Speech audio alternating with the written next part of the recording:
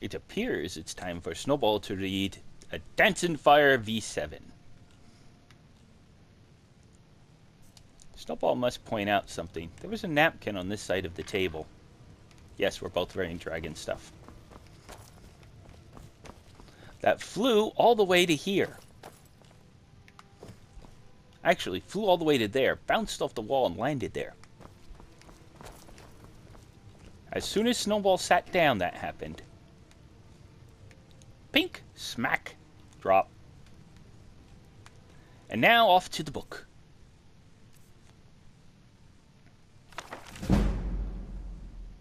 Snowball's speech increased. Apparently this is a speech book. Wait. Yeah, it's a value 60. A Dancing Fire, Chapter 7 by Rangoon Jarth. Scene, Sylvanar, Valenwood. Date, 13th Sun, Dusk 3E, 397. The banquet at the Palace of the Sylvanar was well attended by every jealous bureaucrat and trader who had attempted to contract the rebuilding of Valenwood. They looked on Damascus Scotty, Leoge Jarus, and Basth with undisguised hatred. It made Scotty very uncomfortable, and Jarus delighted in it, as the servants brought in platter after platter of roasted meats.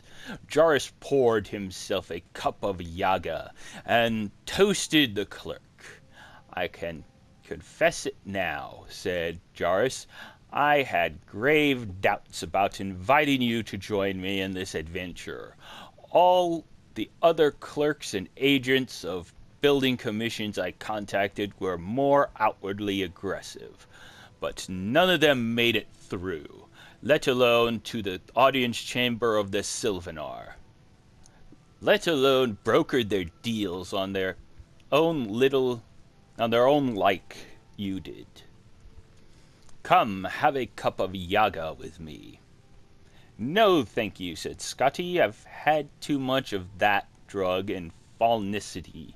I nearly got sucked dry by a giant tick because of it. I'll find something else to drink." Scotty wandered about the hall until he saw some diplomats drinking mugs of steaming brown liquid, poured from a large silver urn. He asked them if it was tea. "Tea made from leaves," scoffed the first diplomat. "Not in Valenwood. This is rot meth." Scotty poured himself a mug, took a tentative sip. It was gammy, bitter, and sugared, and very salty. At first it seemed very disagreeable to his palate, but a moment later he found he had drained the mug and was pouring another. His body tingled. All the sounds in the chamber seemed oddly disjointed, but not frighteningly so. "You're going to end up being sucked off by a tick again. So you're now the fellow who got the Sylvanar to sign all those contracts," said the second diplomat. "That must have required some deep negotiation." Not at all. Just a little basic understanding of mercantile trade," grinned Scotty, pouring himself a third mug of rot meth.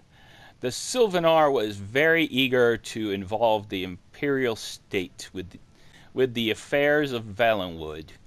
I was very eager to take a percentage of the commission with all that blessed eagerness.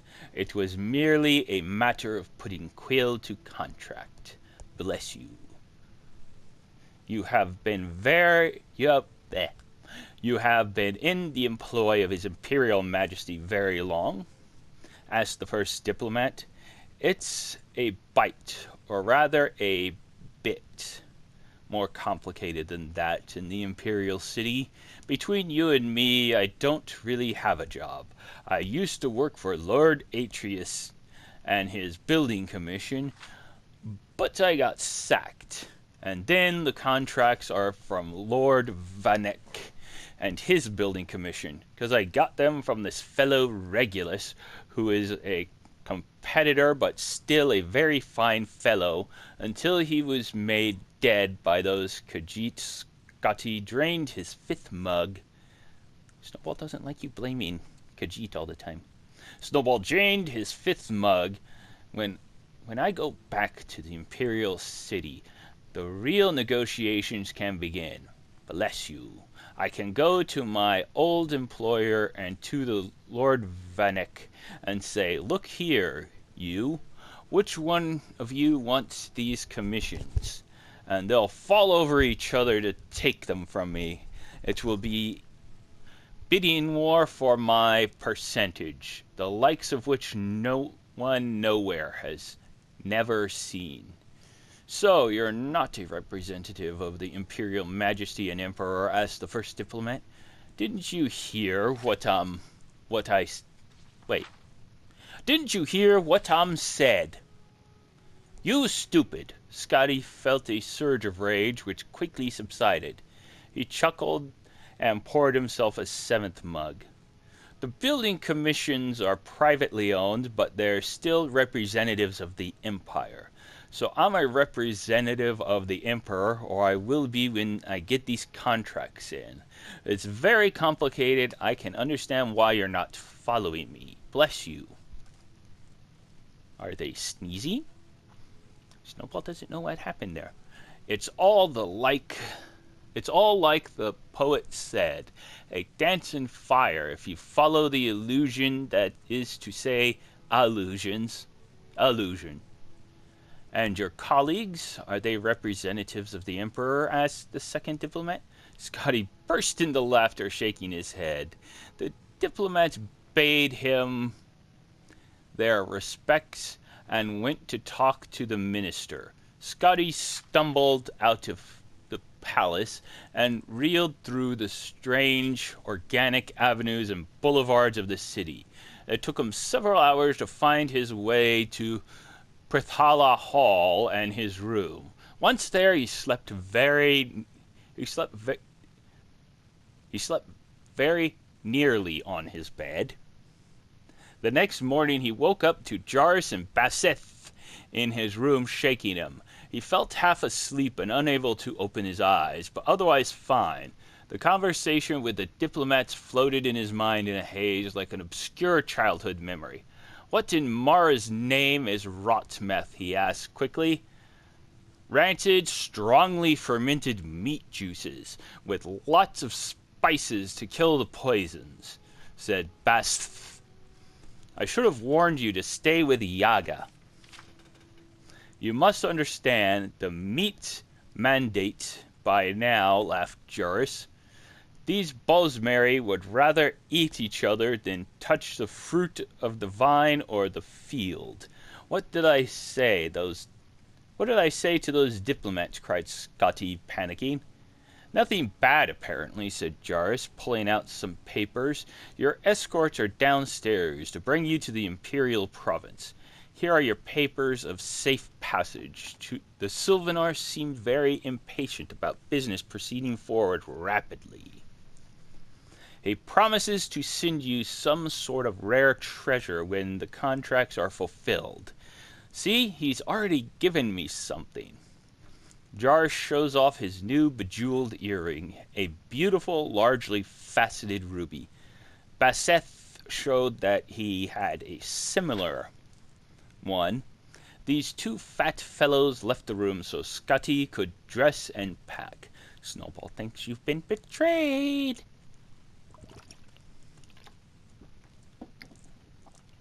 A full regiment of Sylvanar guards was on the street in front of the tavern. He surrounded a carriage crested with the official arms of Valenwood. Still dazed, Scotty climbed in, and the captain of the guard gave the signal. They began to quick gallop. Scotty shook himself and then peered behind Basth and Jarvis were waving, and then peered behind. Basth and Jarvis were waving him goodbye. Wait, Scotty cried. Aren't you coming back to the Imperial Province too? The Sylvanar asked that we stay behind as Imperial representatives, yelled Leodes Jarus, in case there's a need for more contracts and negotiations.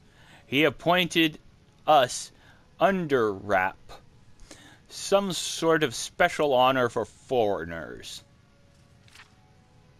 at court. Don't worry, lots of banquets to attend. You can handle negotiations with Vanek and Atreus yourself, and we'll keep things settled here.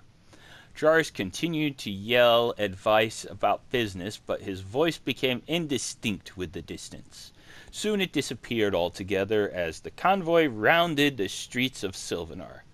They're going to eat those two and toss him into the Khajiit territory, where Snowball doesn't want to tell you what will happen. The jungle loomed suddenly, and then they were in it. Scotty had only gone through it by foot or along the rivers by slow-moving boats. Now it flashed all around him in profusions of greens. The horses seemed even faster moving through the underbrush than the smooth paths of the city. None of the weird sounds or dank smells of the jungle penetrated the escort. It felt to Scotty as if he were watching a play about the jungle with a background of a quickly moving scrim which offered only the mere suggestion of the palace. So it went for 2 weeks. There was lots of food and water in the carriage with the clerk, so he merely ate and slept as the caravan pressed endlessly on. From time to time he'd hear the sound of blades clashing, but when he looked around, whatever had attacked the caravan had long since been left behind. At last they reached the border, where an imperial garrison was stationed. Scotty presented the soldiers who met the carriage with the papers. They asked him a barrage of questions that he answered monosyllabically, and then let him pass. It took several more days to arrive at the gates of the imperial city. The horses that had flown so fast through the jungle now slowed down in the unfamiliar territory of the wooded Colovian estates. By contrast, the cries of his province, birds and smells of his province's plant life, brought Damascus Scotty alive. It was as if he had been dreaming all the past months. At the gates of the city, Scotty's carriage door was opened for him, and he stepped out on uncertain legs. Before he had a moment to say something to the escort, they had vanished, galloping back south through the forest. The first thing he did now that he was home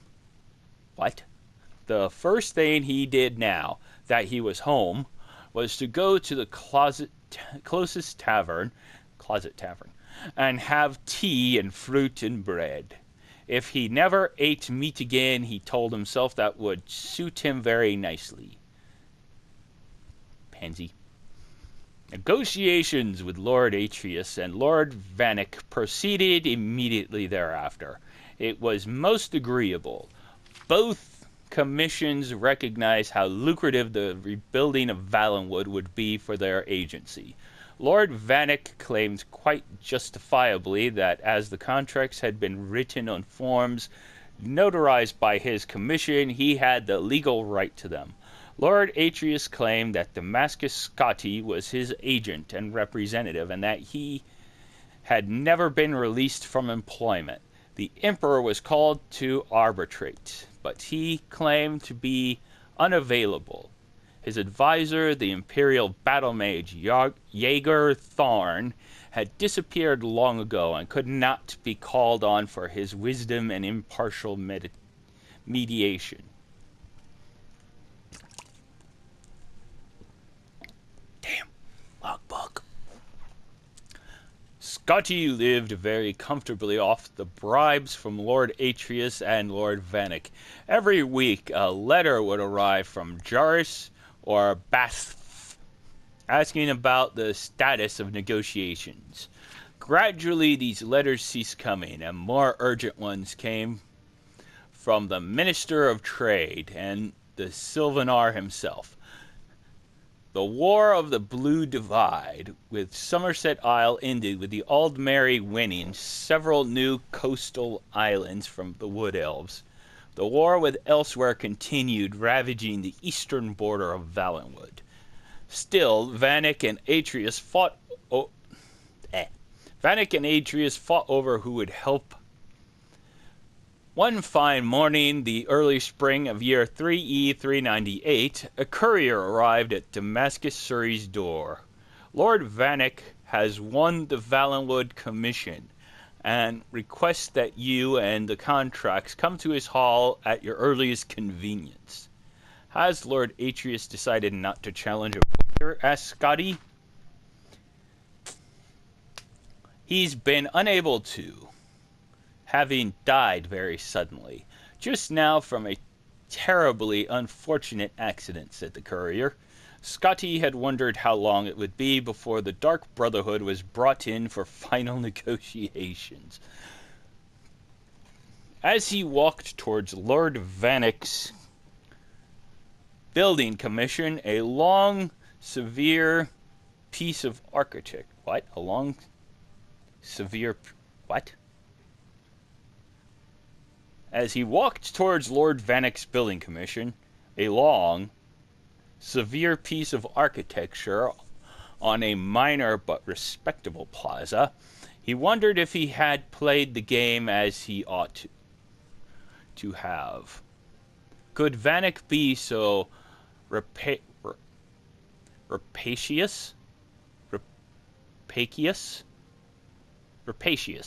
as to offer him a lower percentage of the commission now that his chief competitor was dead? Thankfully, he discovered Lord Vanek had already decided to pay Scotty what he had proposed during the heat of the winter negotiations.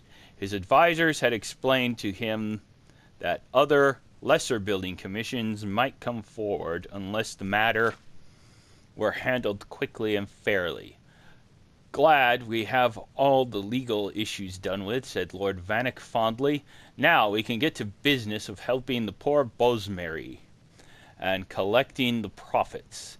It's a pity you weren't our representative for all the troubles with Bendar Mach and the Arnesian business, but there will be plenty more wars, I'm sure of that.